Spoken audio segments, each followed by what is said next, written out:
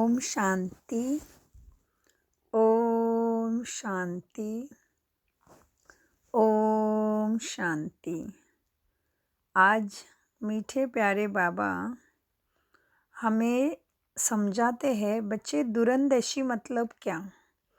जिस तरह से हम सबको याद होगा कि पहले हमारे यहाँ भारत में केवल दूरदर्शन चलता था और ब्लैक एंड वाइट चलता था। और जब दूरदर्शन आता था टीवी पे, तभी वहाँ पे लिखा रहता था सत्यमेव जयते या सत्यम शिवम सुंदरम लिखा रहता था। और धरती का गोला दिखाते थे, ग्लोब दिखाते थे। तो उससे समझ में आता है कि दूरदर्शन माना क्या है। तो हमें लगता था कि दूर का सुनना और वही देखना मतलब दूरदर्शन है। लेकिन बाबा आज वास्तव में बताते हैं कि बच्चे, दूरदर्शन माना तुम सबसे दूर है हमारे लिए परम धाम। जिस तरह से आकाश चांद तारे भी है, सितारे भी है, तो वो तो तत्व है। सितारे सबसे छोटे छोटे दिखते हैं क्योंकि वो भी हमसे बहुत दूर है। लेकिन उससे भी दूर है हमारा, हम आत्माओं का और बाबा का निवास स्थान परम धाम। तो बाबा कहते, बच्चे बुद्धि आपकी हमेशा परम धाम में लगी रहे। तो जिस तरह से समय चल रहा है, तो उसी तरह से साकार मुरली के इशारे को हमें गुह्यता से समझना है। समझेंगे, याद रहेगा। याद रहेगा तो क्या होगा, बुद्धि में धारणा होगी। और बाबा जैसे हमें बनाना चाहते हैं वैसे हम बनेंगे, क्योंकि धारणा है माना स्मृति है, स्मृति है माना बाबा की याद है, और आज्ञा का पालन है।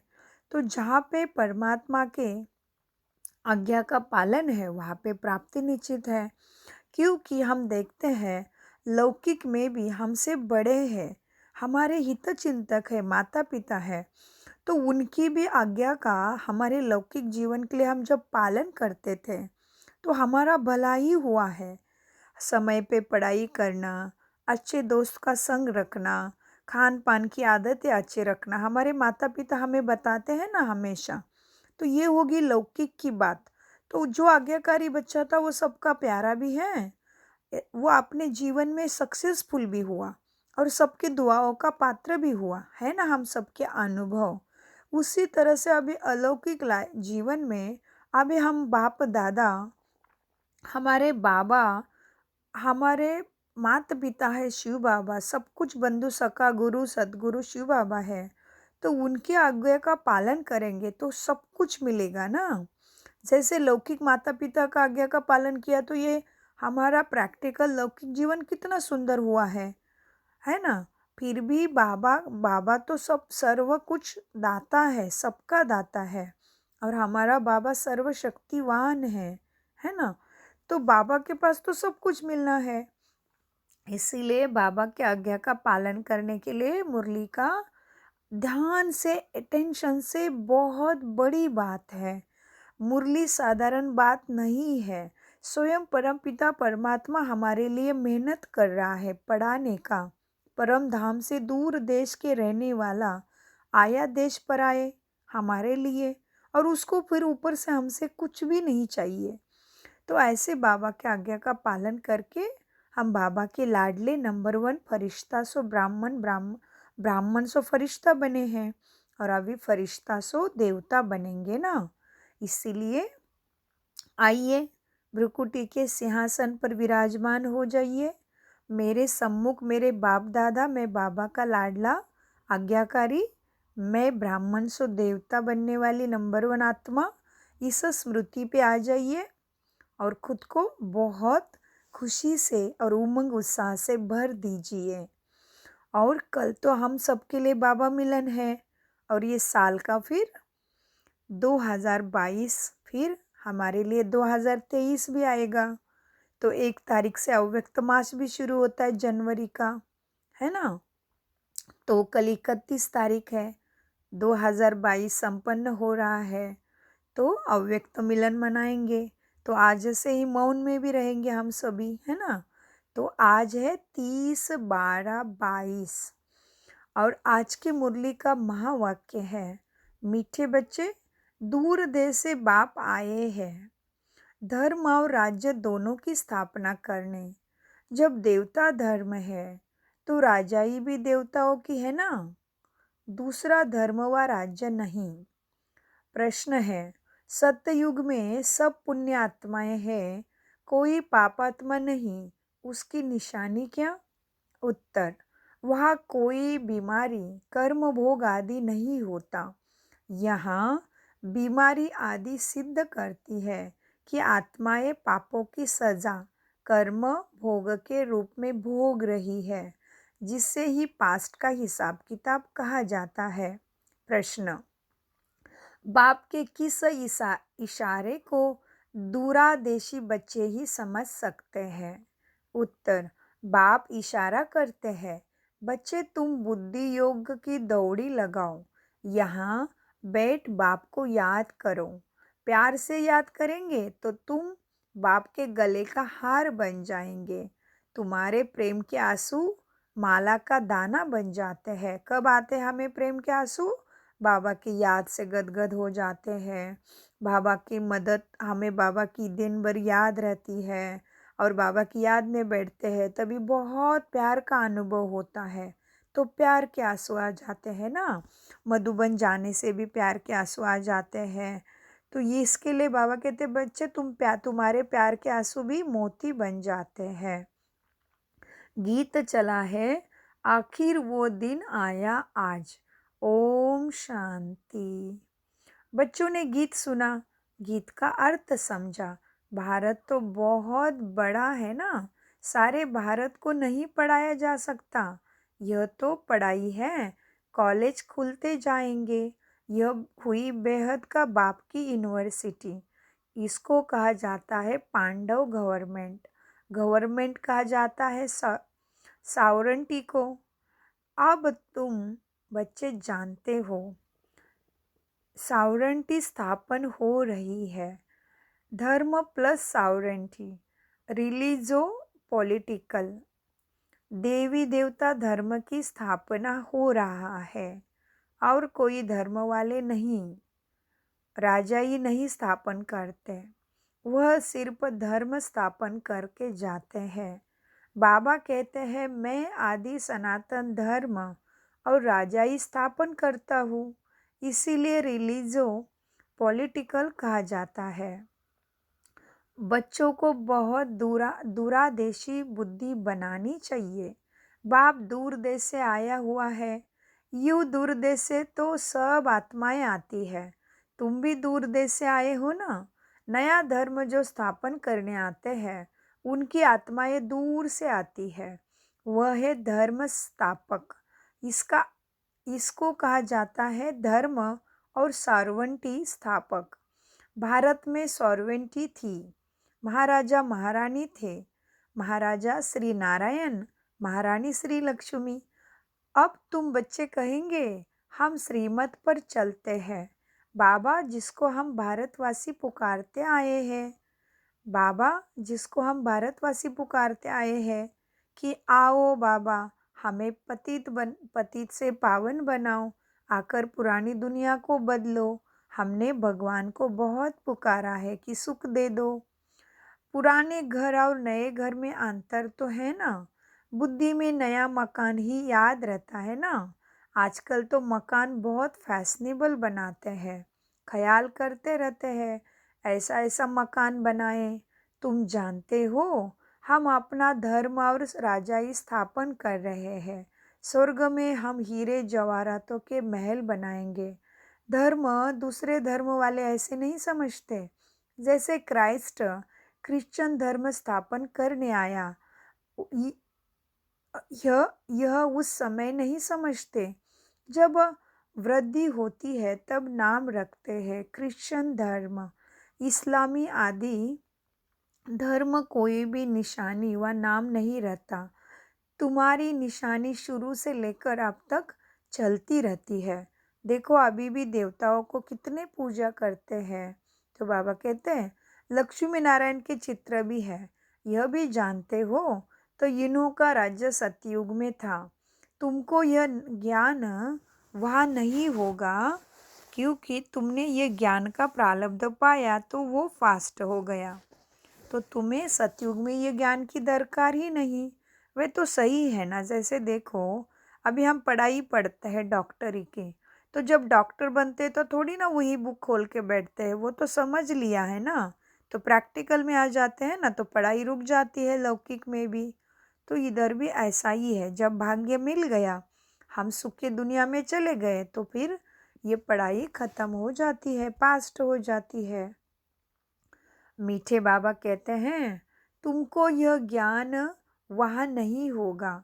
पास्ट में किसकी राजधानी थी, फ्यूचर में किसकी राजधानी थी? सिर्फ प्रेजेंट को जानते हैं बस। अब अभी तुम पास्ट प्रेजेंट फ्यूचर को जानते हो। पहले पहले हमारा धर्म था, फिर यह धर्म आए हैं।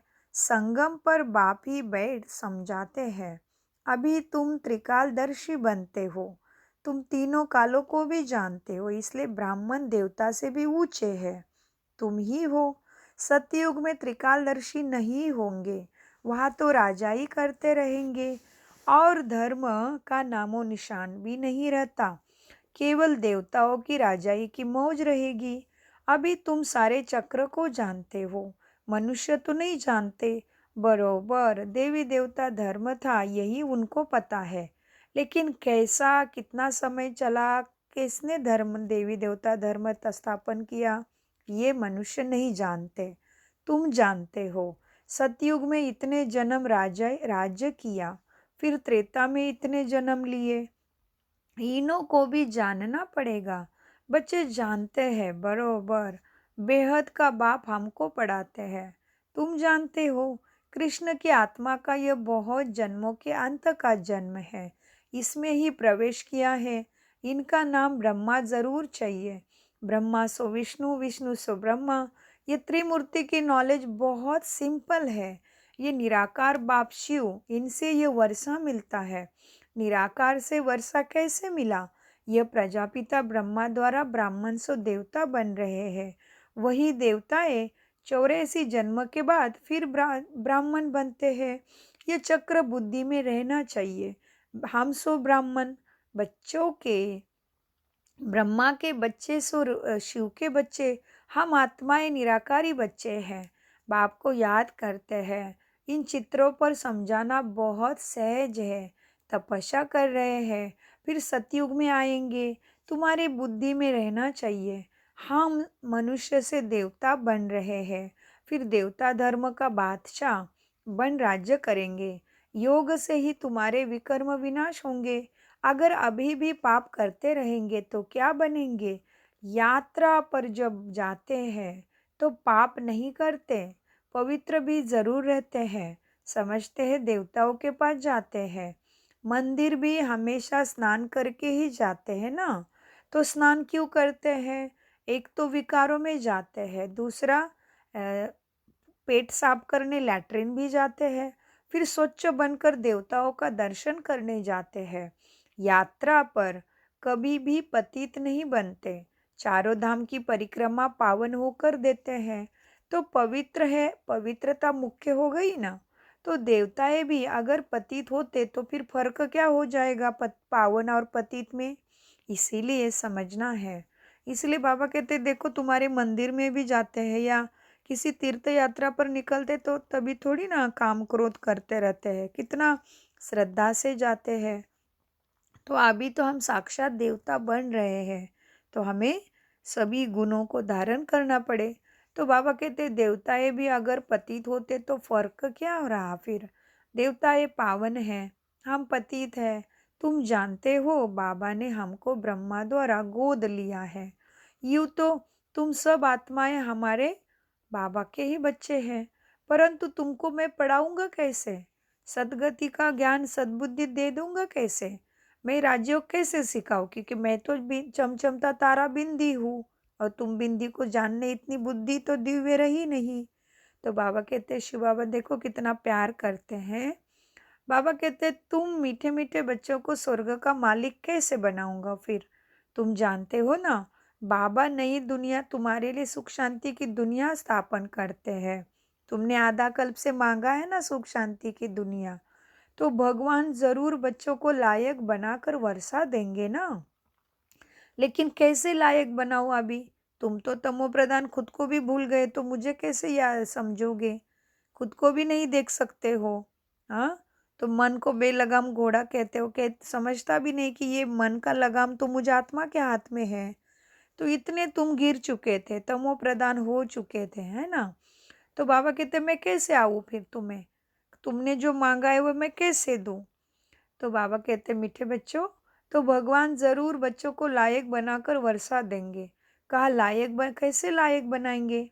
कहा लायक बनाएंगे? इसी संगम में बनाएंगे ना। जब कलयुग में अति दुख में हो तभी तो सुख दूंगा। बाप कहते हैं इसी संगम में लायक बनाता हूँ। मैं संगम पर ही आता हूँ। यह बीच का ब्राह्मण धर्म ही अलग हो जाता है। कलयुग में है शूद्र धर्म, सतयुग में है देवता धर्म, यह है ब्राह्मण धर्म। तुम ब्राह्मण धर्म के हो। यह संगम युग बहुत छोटा है। अभी तुम सारे चक्रों को जान गए हो, दुरादेशी भी बन गए हो। तुम जानते हो ये बाबा का रथ है। इनको नंदीगण भी कहते हैं। सारा दिन सवारी थोड़ी होती है। आत्मा शरीर पर सारा दिन सवारी करती है। अलग हो जाए तो शरीर न रहे। बाबा तो आ जा सकता है क्योंकि उनकी अपनी आत्मा है ना। तो मैं इनमें सदैव नहीं रहता, सेकंड में आ जा सकता हूँ। मेरे जैसा तीखा रैकेट भी कोई नहीं रहता। आजकल रॉकेट, एरोप्लेन आदि कितनी चीजें बनाई है, परंतु सबसे तीखी कौन है? आत्मा। तो परमात्मा भी तीखा है। एक सेकंड में परम धाम, एक सेकंड में नीचे, उससे भी कम टाइम लगता है। बाबा कहते हैं सबसे तीखा रैकेट आत्मा परमात्मा है। तुम बाप को याद करो। यह आया, आत्मा को हिसाब किताब अनुसार लंदन में जन्म लेना होगा, तो सेकंड में वहां जाकर गर्भ में प्रवेश करेगी। तो सबसे तीखी दौड़ी पहनने वाली कौन है? आत्मा। अभी आत्मा अपने घर में जा नहीं सकती परम धाम में, तो पुनर्जन्म में आना पड़ता है, क्योंकि परम धाम में तो सब एक साथ जाएंगे। क्योंकि बाबा कहते आत्मा परम धाम भी नहीं जा सकते, क्योंकि वह ताकत भी नहीं रही है जो घर में जाके रह सके। घर तो कैसा है? एकदम पवित्र, शुद्ध, शांत है, साफ सुथरा। तो आत्मा को भी अपने कर्मों का हिसाब किताब पूरा करना पड़ेगा, तभी जा सकेगी परम धाम। तो बाबा कहते हैं अभी आत्मा अपने घर में जा नहीं सकती, क्योंकि वह ताकत ही नहीं रही। कमजोर तो कैसे उड़ेगी? आत्मा पर पापों का बोझा बहुत है। शरीर पर अगर बोझा होता तो आग से पवित्र हो जाता। शरीर को जलाते तो छूट जाता ना, लेकिन नहीं, आत्मा पर लगी है बोझ, परंतु आत्मा में ही खाद पड़ती है। तो आत्मा ही साथ में हिसाब किताब ले जाती है। इसीलिए कहा जाता है पास्ट का कर्म भोग है। आत्मा संस्कार साथ ले जाती है। कोई जन्म से लंगड़ा होता है तो कहा जाता है पास्ट में ऐसे कर्म किए हैं। जन्म जन्मांतर के कर्म जो है वो भोगने पड़ते हैं। सतयुग में है ही पुण्य आत्माओं की दुनिया, जिसको कहते देवताओं की दुनिया। वहाँ यह बातें होती नहीं। यहाँ है सब पापात्माएं। सन्यासियों को भी लकवा अर्धांग हो जाता है ना, तो कहेंगे कर्म भोग आया। अरे महात्मा तो श्री श्री 108 जगत गुरु को, फिर ये बीमारी क्यों हो गई? महात्मा हो ना। फिर कहेंगे कर्म भोग आ गया। तो देवताओं के लिए भी ऐसे नहीं कहते हैं ना, लेकिन किसी देवता ने लकवा मारा सुना है क्या? नहीं। देवताओं के लिए तो ऐसे नहीं कहेंगे कि कर्म भोग आया। तो तुम अभी ही सब चुकतू करते हो। जो बाबा की याद में हो रहेगा ज्यादा, उसका योग से चुकतू होगा। जो बाबा की याद में मुरली में अलबेला बनेगा, उसको शरीर पे आएगा। तो बाबा कहते देवताओं के लिए ऐसे नहीं कहेंगे। गुरु मरेगा तो फॉलोअर्स को जरूर अफसोस होगा। बाप पर भी जास्ती लव होता है ना बच्चों का। हाँ, तो रोते हैं शरीर का बाप जाता है तो। फिर स्त्री का पति से जास्ती लव होगा तो भी स्त्री को भी बहुत दुख होता है। फिर पति दुख करने वाला होगा, फिर बाबा कहते पति पति दुख देने वाला होगा तो नहीं रोती है फिर उतना पति जाने से। तो इस तरह से मोह है ना, तो दुख देने वाले के ऊपर तो मोह नहीं होगा। तो स्त्री का पति से जास्ती लव होगा तो रोएगी, पति दुख करने वाला होगा तो नहीं रोएगी। मोह नहीं होगा तो समझेगी भावी है, तुम्हारा भी बाप के साथ बहुत लव है।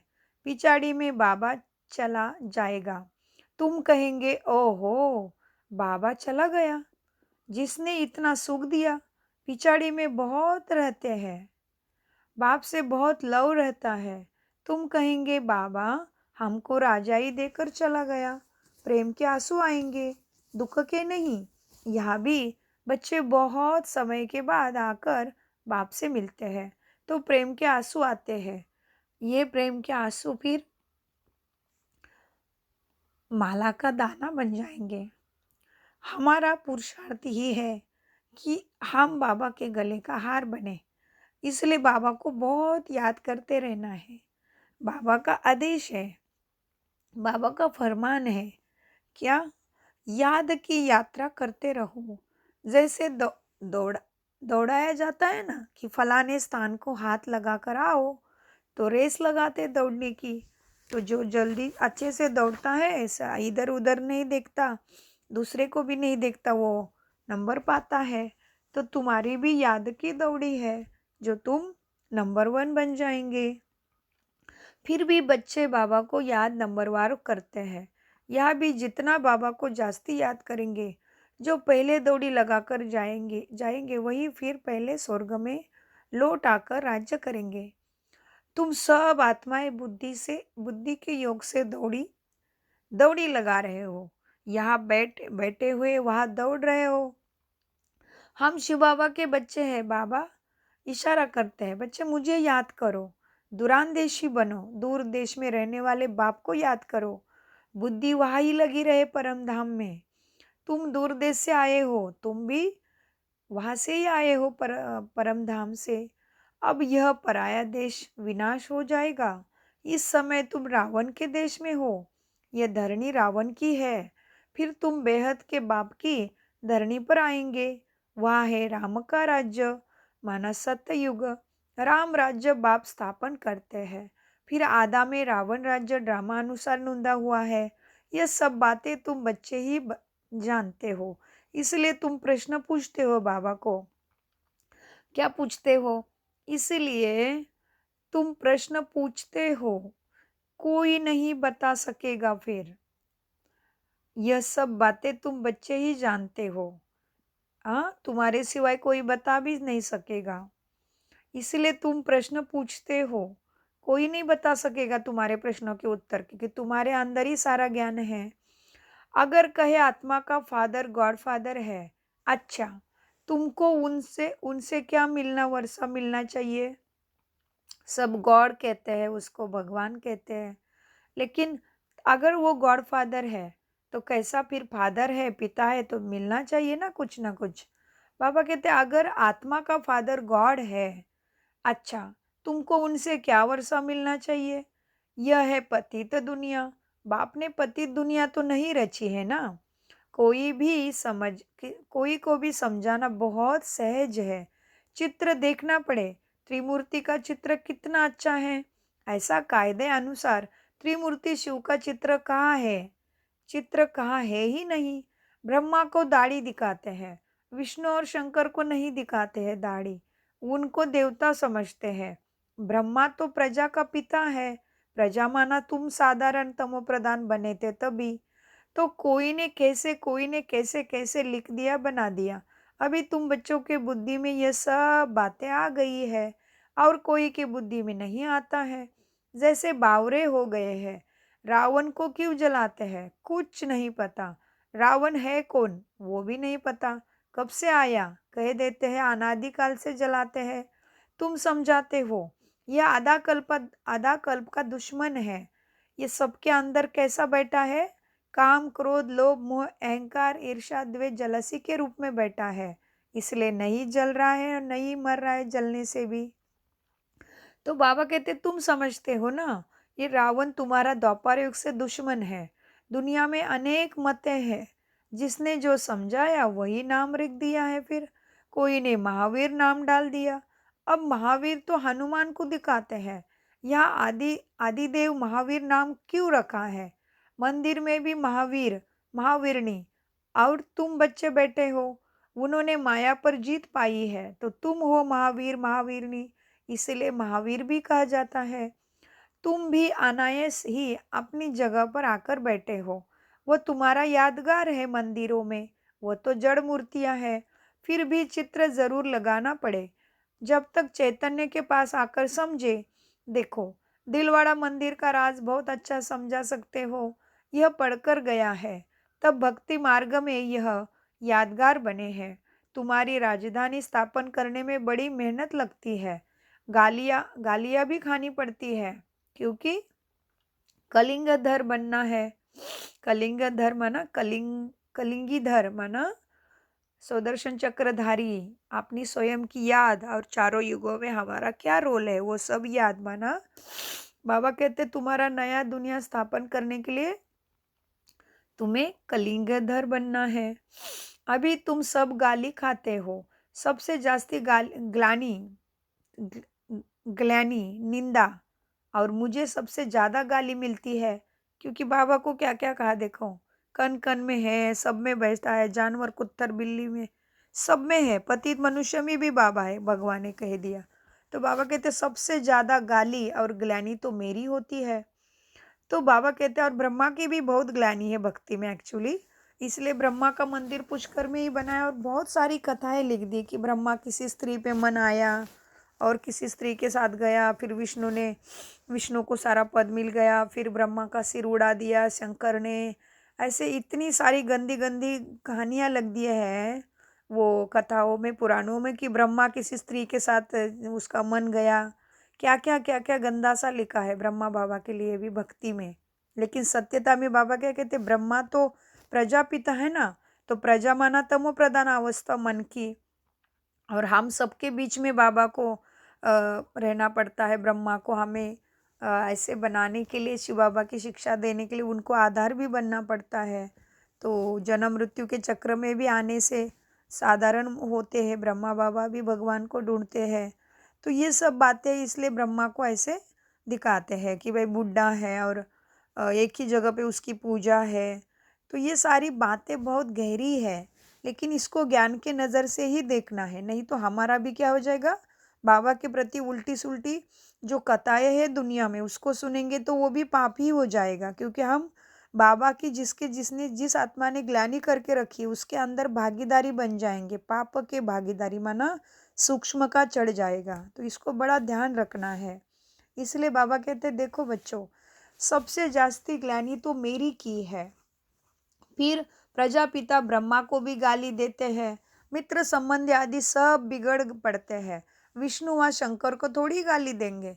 बाप कहते हैं मैं गाली खाता हूँ, तुम बच्चे बने हो तो तुमको भी हिस्सा लेना पड़ता है, नहीं तो यह अपने धंधे में था। गाली की बात है नहीं, सबसे जास्ती गाली मुझे देते हैं। अपना धर्म कर्म भूल गए हैं, कितना समझाते हैं।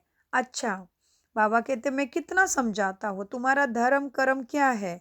स्वधर्म आत्मा की याद करो ना, सातों गुणों को। तो इसीलिए बाबा कहते देखो बच्चों, सबसे जास्ती गाली मुझे दिए तो कितना पाप हो गया, तो कितने अभी भोग रहे हैं अपने पापों के दुख। तो इसीलिए बाबा कहते चलो अच्छा, बाबा कितना समझाते हैं। मीठे मीठे सिकिल दे बच्चों प्रति माता पिता बाप दादा का याद प्यार और गुड मॉर्निंग। रूहानी बाप की रूहानी बच्चों को नमस्ते।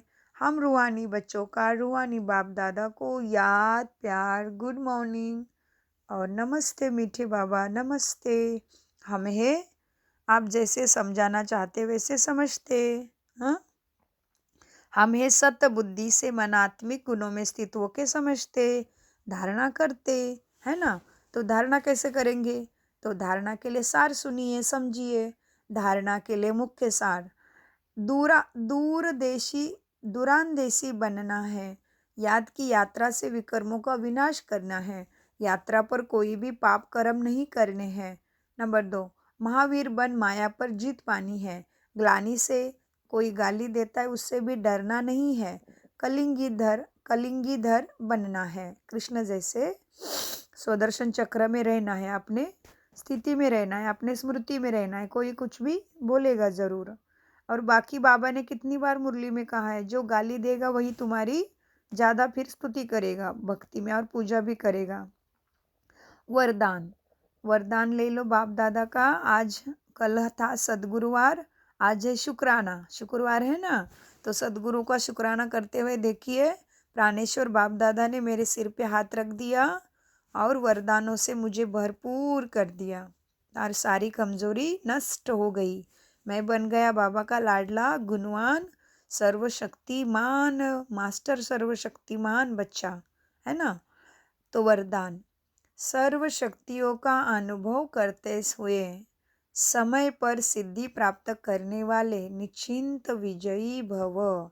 तो हमने कल अव्यक्त मुरली का अभ्यास किया ना सबने क्लास में, तो उसमें भी क्या देखा बच्चे, विधि नहीं, अभी सिद्धि स्वरूप का समय है। तो अव्यक्त मुरली भी सुनिए, हमारे चैनल पे आपको मिल जाएगी। तो हम देखते बड़ा कमाल है, जो हम सुबह साकार मुरली का अभ्यास करते हैं और फिर क्लास में हम अव्यक्त मुरली का अभ्यास करते हैं, तो वही के अनुसार ही हमें बाबा अव्यक्त मुरली का भी अभ्यास गहरा कराते हैं।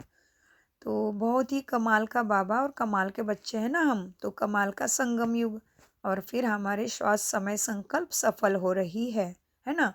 तो आज का वरदान था, सर्व शक्तियों का अनुभव करते हुए समय पर सिद्धि प्राप्त करने वाले निश्चिंत विजयी भव। वरदान का विश्लेषण है, सर्व शक्तियों से संपन्न निश्चय बुद्धि बच्चों की विजय निश्चित है। जैसे किसी के पास धन की या बुद्धि की व संपर्क की शक्ति होती है, तो उसे निश्चय रहता है कि यह क्या बड़ी बात है।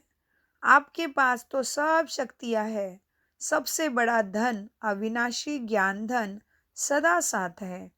तो धन बाबा का ज्ञान और याद, तो धन की भी शक्ति है, बुद्धि और पोजीशन की भी शक्ति है कि तुम क्या हो, क्या बनने वाले हो, यह भी शक्ति है।